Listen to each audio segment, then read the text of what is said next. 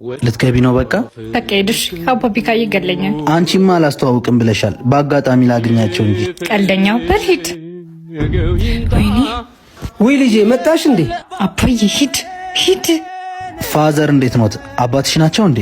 ሃይ አይደሉም፣ የቤታችን ጥበቃ ናቸው። እሺ በቃ ና አባዬ ሁሌ እነግርሃለሁ። ሶፊ ሰላም አትበለኝ ልጄ።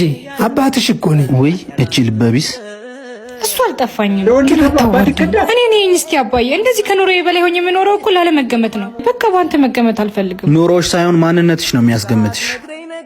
ምን ነው ይዙ ተመለስክ? እቃ ረስተሽ ነው። አባ ይቁሙ።